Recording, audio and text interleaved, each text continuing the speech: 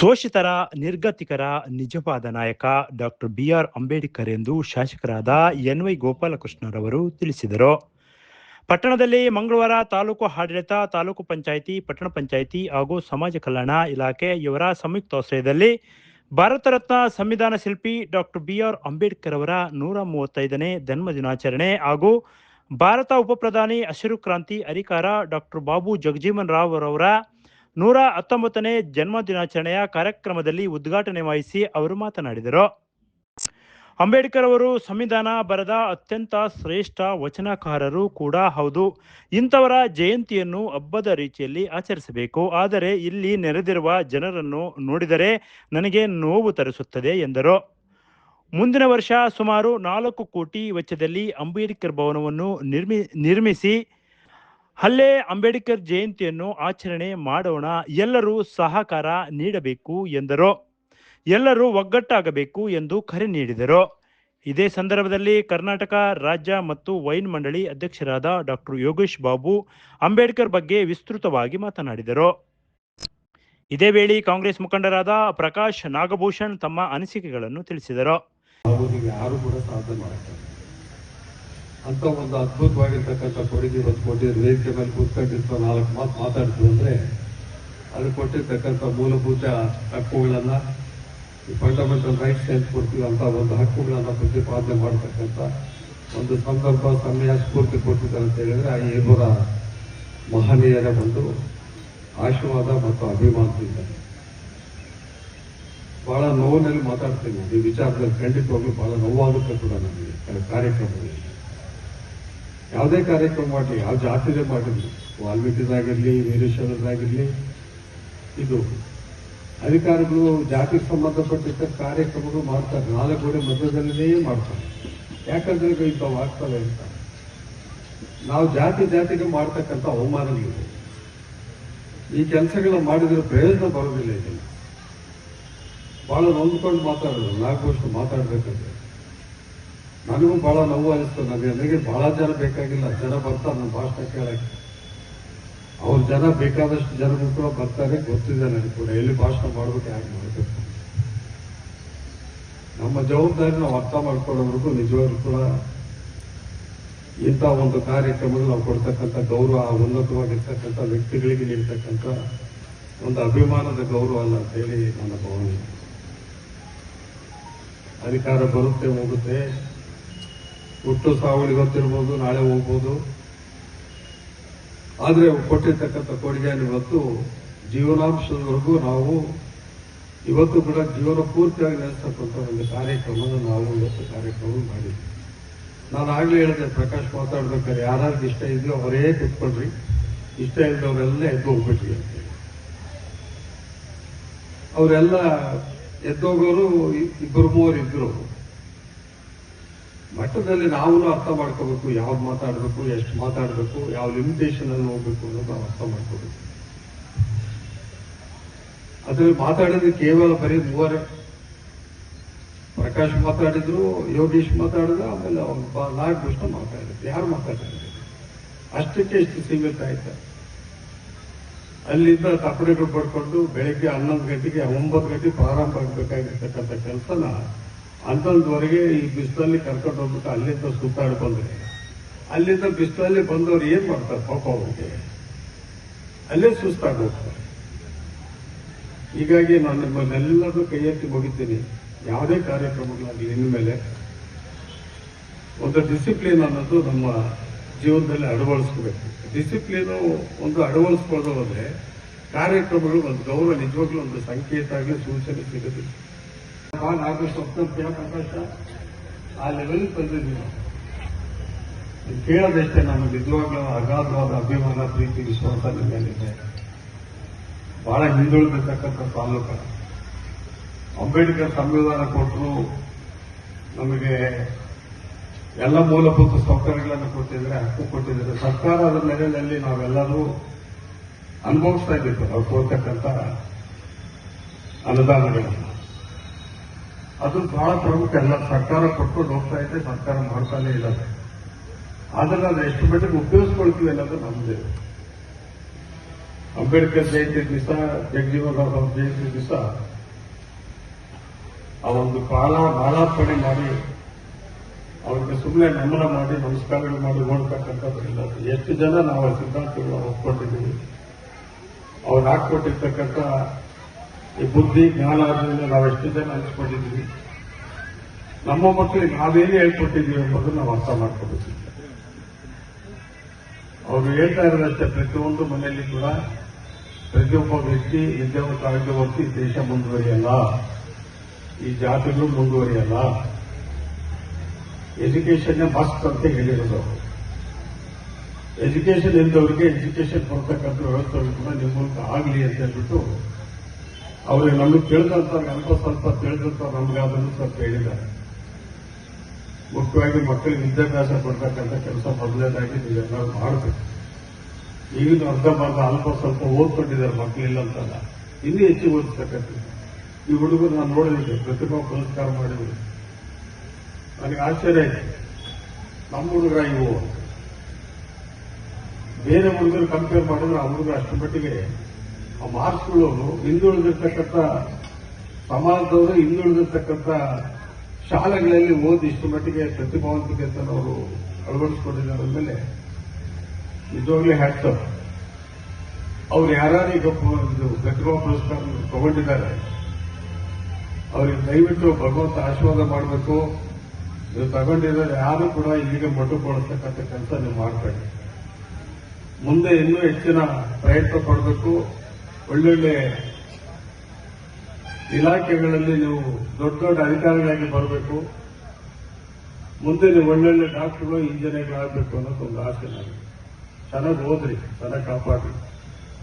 ಇವತ್ತೇನಾದ್ರೂ ನಮ್ಮ ಜಾತಿ ನಾವು ಮುಂದುವರೆದಿದೆ, ನಾವು ಇಷ್ಟು ಮಟ್ಟಿಗೆ ಇಷ್ಟು ಜನಸಂಖ್ಯೆ ಇಂಟರ್ನಲ್ ರಿಸರ್ವೇಷನ್ ಬಗ್ಗೆ ಮಾತಾಡಿದ್ವಿ.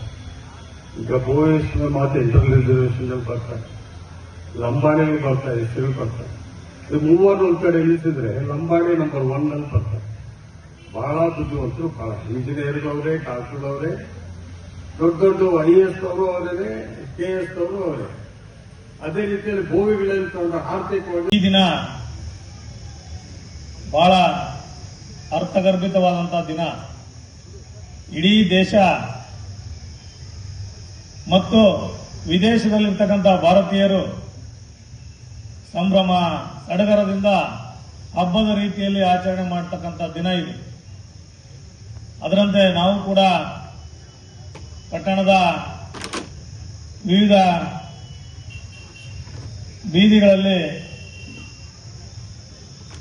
ಬಾಬಾ ಸಾಹೇಬ್ ಅಂಬೇಡ್ಕರ್ ಅವರ ಹಾಗೂ ಜಗಜೀವನ್ ರಾಮ್ ರವರ ಭಾವಚಿತ್ರವನ್ನು ಇಟ್ಟು ಬಹಳ ಅದ್ದೂರಿಯಾಗಿ ಸಂಭ್ರಮ ಸಡಗರದಿಂದ ಡಿಜೆ ಮತ್ತು ಡೊಳ್ಳು ಕುಣಿತ ಕಲಾ ತಂಡಗಳೊಂದಿಗೆ ಮೆರವಣಿಗೆ ಮೂಲಕ ನಾವು ಇವತ್ತು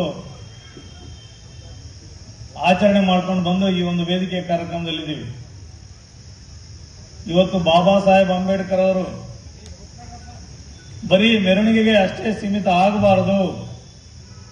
ಅವರ ಆಚಾರ ವಿಚಾರಗಳು, ಅವರ ಉದ್ದೇಶಗಳನ್ನು ಪ್ರತಿಯೊಬ್ಬರು ಕೂಡ ನಾವು ತಿಳಿದುಕೊಳ್ಳುವಂತ ಕೆಲಸ ಮಾಡಬೇಕು ಮತ್ತು ಸಮಾಜಕ್ಕೆ ತಿಳಿಸುವಂತ ಕೆಲಸ ಮಾಡಬೇಕಂತ ಹೇಳಲಿಕ್ಕೆ ಬಯಸ್ತೀನಿ ಬಂಧುಗಳೇ.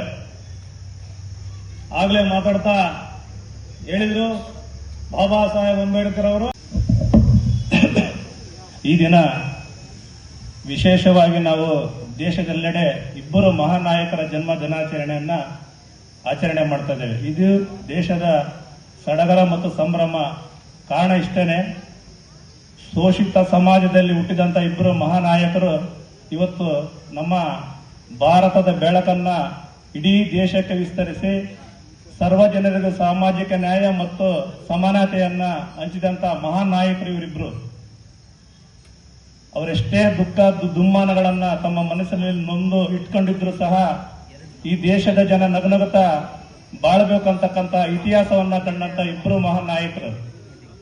ಬಾಬು ಜಗಜೀವನ್ ರಾಮ್ ರವರು ತಮ್ಮ ಚಿಕ್ಕ ವಯಸ್ಸಿನಲ್ಲಿಯೇ 27ನೇ ವಯಸ್ಸಿನಲ್ಲಿ ಅವರು ಬಿಹಾರ ವಿಧಾನ ಪರಿಷತ್ಗೆ ಅವರು ಎಲೆಕ್ಟ್ ಆಗ್ತಾರೆ.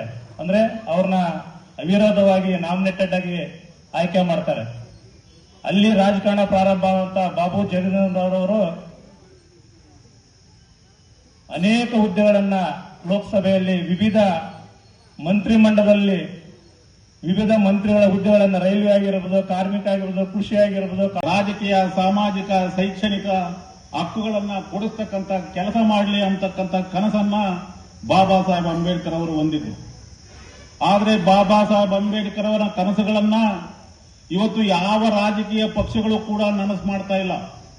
ಯಾಕೆ ಅಂತಂದ್ರೆ ಮೀಸಲಾತಿ ಕ್ಷೇತ್ರಗಳ ಅಡಿಯಲ್ಲಿ ಅನೇಕ ಮೇಧಾವಿಗಳು, ದಕ್ಷರು, ಪ್ರಾಮಾಣಿಕರು, ಅರ್ಹತೆ ಇರತಕ್ಕಂಥ ಕ್ಯಾಂಡಿಡೇಟ್ಗಳು ಇವತ್ತು ರಾಜ್ಯದ ಆಂಧ್ರ ಪ್ರದೇಶದಲ್ಲಿ, ಮಹಾರಾಷ್ಟ್ರದಲ್ಲಿ, ಕರ್ನಾಟಕದಲ್ಲಿ, ಒರಿಸ್ಸಾದಲ್ಲಿ, ಹಿಮಾಚಲ ಪ್ರದೇಶದಲ್ಲಿ, ಉತ್ತರ ಪ್ರದೇಶದಲ್ಲಿ, ದೇಶದ ಎಲ್ಲಾ ರಾಜ್ಯ ವಿಧಾನಸಭೆಗಳಿಗೆ ಆಯ್ಕೆ ಆಗ್ತಾ ಇದ್ರು ಕೂಡ ಅಂಬೇಡ್ಕರ್ ಅವರ ಕನಸು ಈಡೇರ್ತಾ ಇಲ್ಲ. ಯಾಕೆ ಅಂತಂದ್ರೆ ಸಂವಿಧಾನವನ್ನ ಯಶಸ್ವಿಯಾಗಿ ಜಾರಿಗೊಳಿಸುವಲ್ಲಿ ಬಹುತೇಕ ಪಕ್ಷಗಳು ವಿಫಲ ಆಗ್ತಾ ಇದೆ.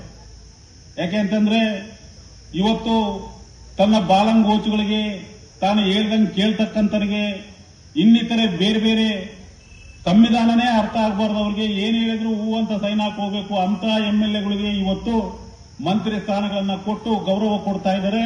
ಪ್ರತಿಭಾವಂತರನ್ನ ದೂರ ಇಡ್ತಿರೋದಕ್ಕೆ ಕಾರಣ ಏನಪ್ಪಾ ಅಂದ್ರೆ ಎಲ್ಲಾ ಸಮಾಜಗಳು ಹಿಂದೆ ಉಳಿಲಿ, ಮುಂದಕ್ಕೆ ಬರೋದು ಬೇಡ ಅಂತಕ್ಕಂಥ ಇಂಟರ್ನಲ್ ಅಜೆಂಡಾ ಇಟ್ಕೊಂಡು ಒಂದು ರೀತಿಯಲ್ಲಿ ಅಂಬೇಡ್ಕರ್ ಅವರ ಕನಸಿಗೆ ತಿಲಾಂಜನೆಯನ್ನ ಇಡ್ತಕ್ಕಂಥ ಕೆಲಸ ಸ್ವತಂತ್ರ ಬಂದಾಗಿನಿಂದ ಇಲ್ಲಿಯವರೆಗೂ ನಡೀತಾ ಇದೆ ಸ್ನೇಹಿತರೆ. ಅದಕ್ಕೆ ಉದಾಹರಣೆ ಅಂದ್ರೆ ಇವತ್ತು ನಮ್ಮ ಮೊಳಕಾಲ್ಮೂರು ಕ್ಷೇತ್ರ ಸಮೇತವಾಗಿ ಸ್ವತಂತ್ರ ಬಂದಾಗಿನಿಂದ ಇವತ್ತಿನವರೆಗೂ ಕೂಡ ನಿರಂತರ ಅನ್ಯಾಯಕ್ಕೊಳಗಾಗ್ತಾ ಇದೆ. ಇವತ್ತು ನಮ್ಮ ಸಾಹೇಬರು ST ಸಮಾಜಕ್ಕೆ ಸೇರಿರ್ತಕ್ಕಂಥವರು ಮೀಸಲಾತಿ ಕ್ಷೇತ್ರದಿಂದ 7 ಬಾರಿ ಜನರಲ್ ಕ್ಷೇತ್ರದಲ್ಲಿ ಫಸ್ಟ್ ಗೆದ್ದಿದ್ರು. ಆಮೇಲೆ ಟೋಟಲ್ 7 ಬಾರಿ MLA ಆಗಿ ಆಯ್ಕೆ ಆಗಿದ್ರು ಕೂಡ ಅವರು ಮಿನಿಸ್ಟರ್ ಆಗೋದಕ್ಕೆ ಏನ್ ಕಮ್ಮಿ ಆಗೈತೆ, ಯಾವ ವಿದ್ಯಾರ್ಹತೆ ಕಮ್ಮಿ ಐತೆ ಅಂತಕ್ಕಂಥದ್ದೇ ನಮ್ಗೆ ಇವತ್ತಿಗೂ ಅನುಮಾನ ಆಗೈತೆ. ಯಾಕಂದ್ರೆ ಮಂತ್ರಿ ಮಂಡಲನೇ ಒಂದ್ಸತಿ ಜ್ಞಾಪಕ ಮಾಡ್ಕೊಳ್ಳಿ, ಕರ್ನಾಟಕ ರಾಜ್ಯ ಸರ್ಕಾರದಲ್ಲಿ ಇರತಕ್ಕಂಥ ಮಂತ್ರಿ ಮಂಡಲ ಎಂತೆಂಥ ಮೇಧಾವಿಗಳು ಎಂತೆಂಥವ್ರಿಗೆ ಇವತ್ತು ಮಿನಿಸ್ಟರ್ ಸೀಟ್ ಕೊಟ್ಟಿದ್ದಾರೆ ಅಂದ್ರೆ ಅವರು ಎಲ್ಲ ಕ್ಯಾಬಿನೆಟ್ ನಲ್ಲಿ ಎಲ್ಲರಿಗಿಂತಲೂ ನಮ್ಮ ಶಾಸಕರು ಬುದ್ಧಿವಂತರು, ಆಡಳಿತಗಾರರು, ದಕ್ಷತೆ ಇರತಕ್ಕಂಥವ್ರು, ಪ್ರಾಮಾಣಿಕರು ಅಂತಕ್ಕಂಥದ್ದು ಇಡೀ ರಾಜ್ಯಕ್ಕೆ ಗೊತ್ತಿದೆ, ಮುಖ್ಯಮಂತ್ರಿಗಳಿಗೂ ಗೊತ್ತಿದೆ. ಆದ್ರೂ ಯಾಕೆ ಮಿನಿಸ್ಟರ್ ಆಗ್ತಾ ಇಲ್ಲ?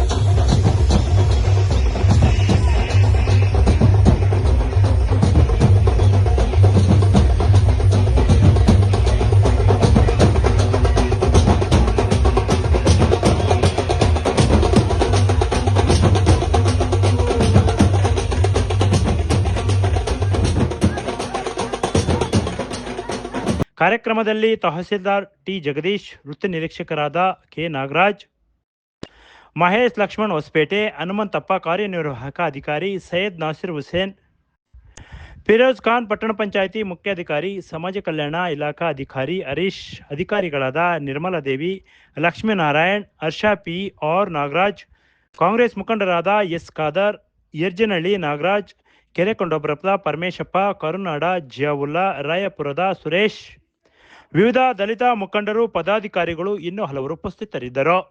Bureau report PM Gangadhar, Bharat Vaibhav news, Molakalmuru.